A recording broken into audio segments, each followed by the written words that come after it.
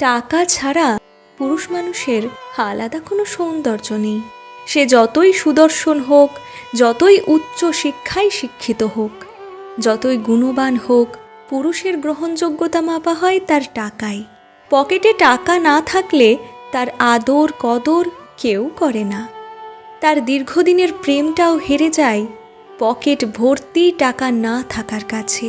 দুই ছেলের মধ্যে বাবা মাও সহানুভূতি ভালোবাসা দেখায় না ইনকাম না করতে পারা ছেলেটাকে। শ্বশুরবাড়িতেও দুই জামাইয়ের মধ্যে ততটা মূল্য পায় না যে জামাইয়ের ইনকাম কম।